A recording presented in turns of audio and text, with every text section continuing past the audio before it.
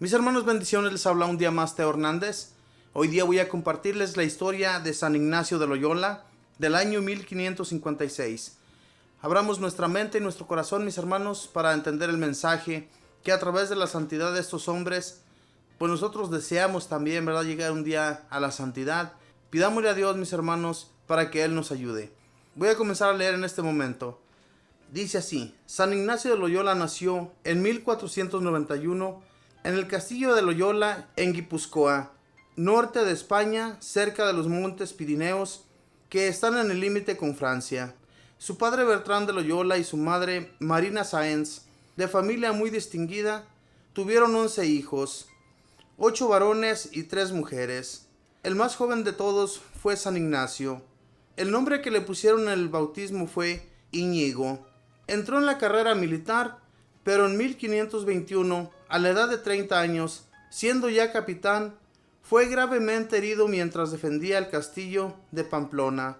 Al ser herido su jefe, la guarnición del castillo capituló ante el ejército francés. Los vencedores lo enviaron a su castillo de Loyola a que fuera tratado de su herida.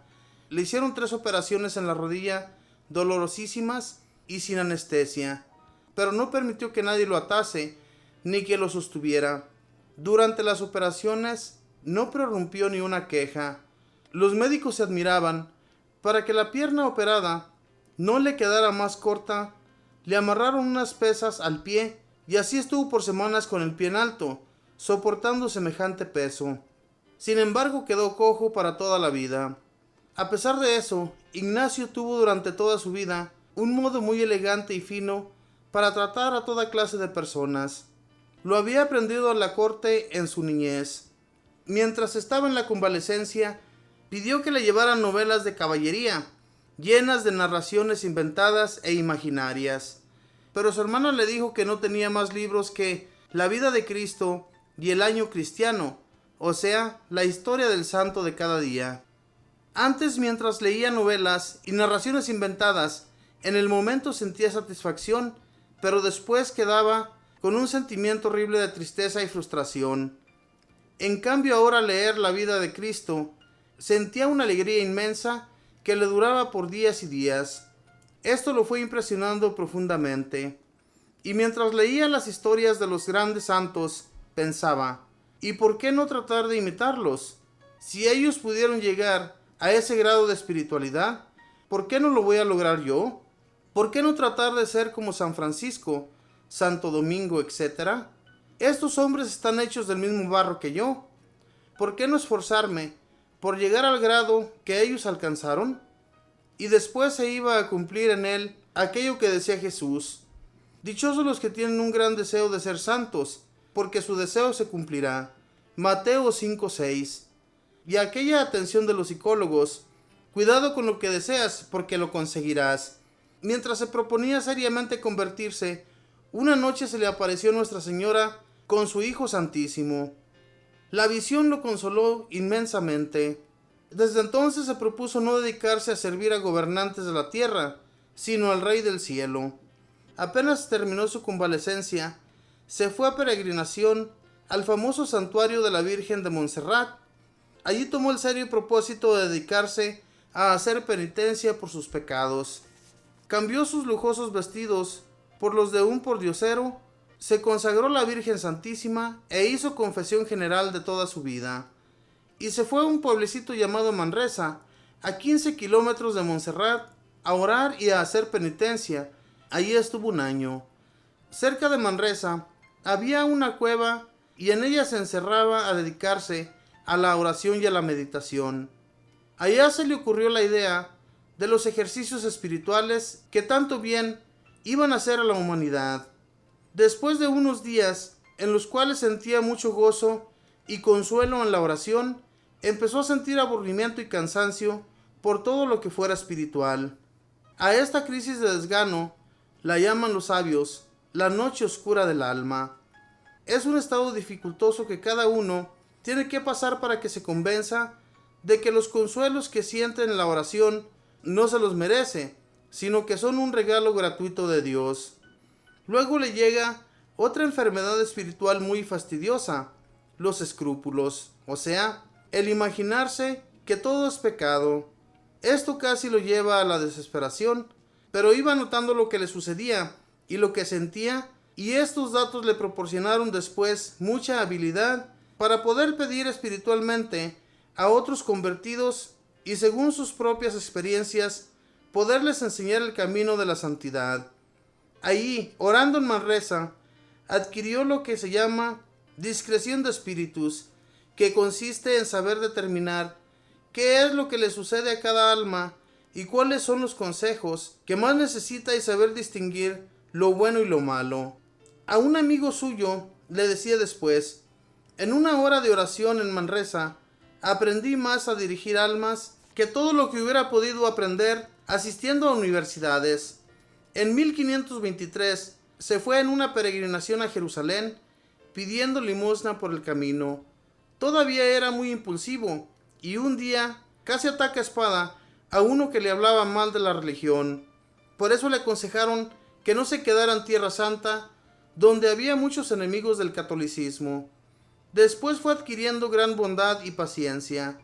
A los 33 años empezó como estudiante de un colegio en Barcelona, España. Sus compañeros de estudio eran mucho más jóvenes que él y se burlaban mucho. Él toleraba todo con admirable paciencia. De todo lo que estudiaba, tomaba pretexto para elevar su alma a Dios y adorarlo. Después pasó a la Universidad de Alcalá. Vestía muy pobremente y vivía de limosna.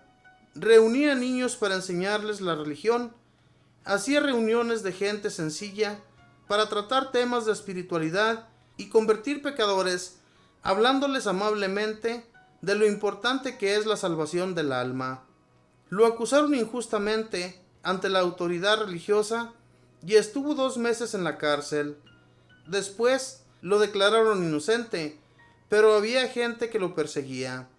Él consideraba todos estos sufrimientos como un medio que Dios le proporcionaba para que le fuera pagando sus pecados, y exclamaba: no hay en la ciudad tantas cárceles ni tantos tormentos como los que yo deseo sufrir por amor a Jesucristo. Se fue a París a estudiar en una famosa universidad de la Sorbona.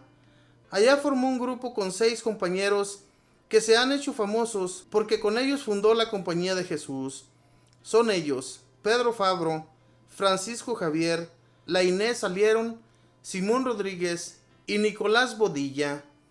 Recibieron el doctorado en aquella universidad y daban muy buen ejemplo a todos.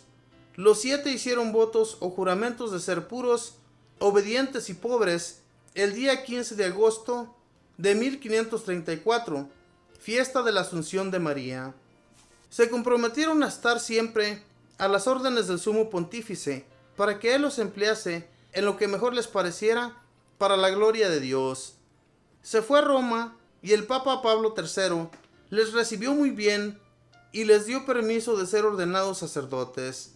Ignacio, que se había cambiado con este nombre, su nombre antiguo de Íñigo, esperó 1 año desde el día de su ordenación hasta el día de su celebración de la primera misa, para prepararse lo mejor posible a celebrarla con todo fervor. San Ignacio se dedicó en Roma a predicar ejercicios y a catequizar el pueblo. Sus compañeros se dedicaron a dictar clases en universidades y colegios y dar conferencias espirituales a toda clase de personas. Se propusieron como principal oficio enseñarles religión a las gentes. En 1540, el Papa Pablo III aprobó su comunidad llamada Compañía de Jesús o Jesuitas. Superior general de la nueva comunidad fue San Ignacio hasta su muerte. En Roma pasó todo el resto de su vida. Era tanto el deseo que tenía de salvar almas que exclamaba: estaría dispuesto a perder todo lo que tengo y hasta que se acabara mi comunidad con tal de salvar el alma de un pecador. Fundó casas de congregación en España y Portugal. Envió a San Francisco Javier a evangelizar el Asia.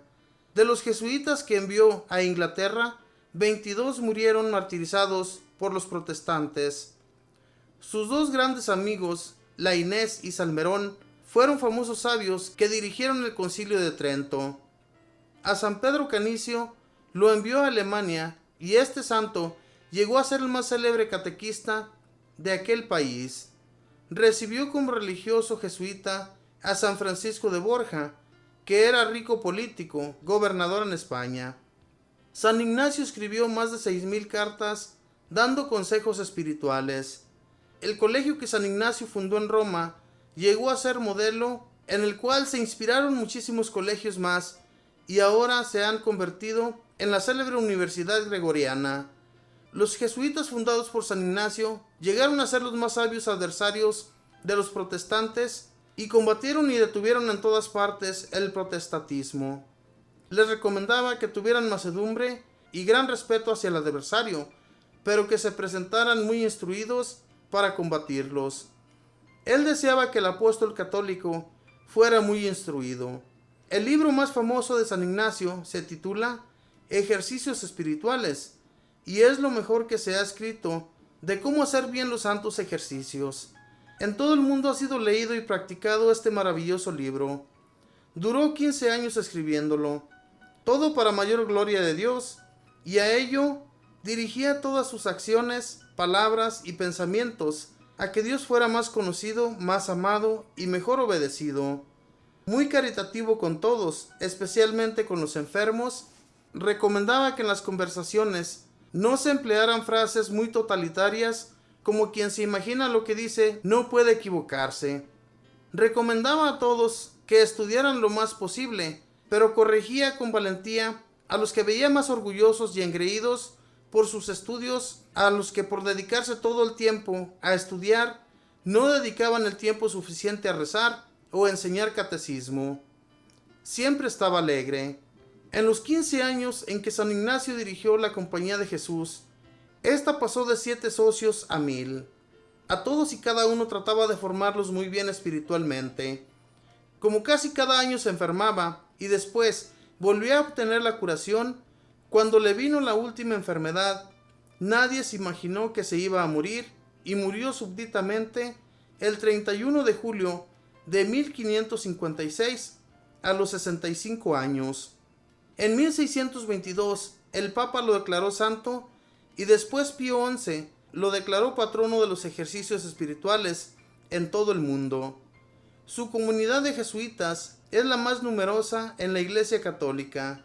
Los pecadores lo recomendaban como un sacerdote extremadamente comprensivo y bondadoso que siempre los recibía bien y los atendía con el mayor esmero. Muchas veces hacía él mismo la penitencia, que no arriesgaba a imponerles a ciertos grandes pecadores, y a estos les recomendaba que su mejor penitencia sería siempre el soportar con paciencia y por amor a Dios los sufrimientos de cada día. San Ignacio compuso una oración que es muy conocida en todo el mundo y dice así: Toma, Señor, y recibe toda mi libertad, mi memoria, mi entendimiento y toda mi voluntad. Tú me lo diste, a ti, Señor, lo devuelvo. Puedes disponer de todo según tu divina voluntad. Con que me concedas tu amor y tu gracia, con esto me basta y nada más te quiero pedir. Otra oración muy amada y recomendada por San Ignacio es aquella que la gente piadosa dice después de comulgar: Alma de Cristo, santifícame, etc. Su libro preferido después de la Santa Biblia era La Imaginación de Cristo. Cada día después de almuerzo, en la visita que hacía al Santísimo Sacramento, leía un capítulo de la Imitación de Cristo. Este precioso libro ha sido el más editado después de la Biblia en todo el mundo. Tiene ya más de 3,000 ediciones y abriéndolo donde le salga, al azar, le dice consejos maravillosamente apropiados para ese momento. San Ignacio, ruégale a Dios por todos los que como tú desean extender el reino de Cristo y hacer amar más y más a nuestro divino Salvador. Todo para mayor gloria de Dios. Esta fue la historia de San Ignacio de Loyola, un santo, mis hermanos, que se dedicó fuertemente a extender la religión y escribió tantas cartas, tantos pensamientos, que más tarde iban a servir para la Santa Iglesia, para el catolicismo, para que mucha gente aprendiera de estos bellos pensamientos que aún nosotros hoy en la actualidad pues aprendemos y que se nos hacen tan hermosos, que nos da la gracia para seguir amando a Dios y nos llena el alma con el Espíritu de Dios. Eso es algo muy grandioso, mis hermanos, que ojalá y nosotros sigamos los pasos de todos estos santos y especialmente de este San Ignacio de Loyola, que creció muchísimo en santidad, siendo un hombre que era un jefe militar y que gracias a ese accidente, miren, hay veces que son necesarios los accidentes para que nosotros le abramos el corazón a Dios. Que duró mucho tiempo ahí en ese castillo, pidió a un familiar que le llevara un libro de historietas. Sin embargo, esta persona le lleva libros religiosos que a él le iban a servir para llegar a la santidad. Dios sabe, mis hermanos, de qué manera se vale para que lo conozcamos a Él y para que lo sigamos con mucho amor. Ojalá y esto nos sirva también a nosotros y le busquemos de todo corazón. Que Dios les bendiga.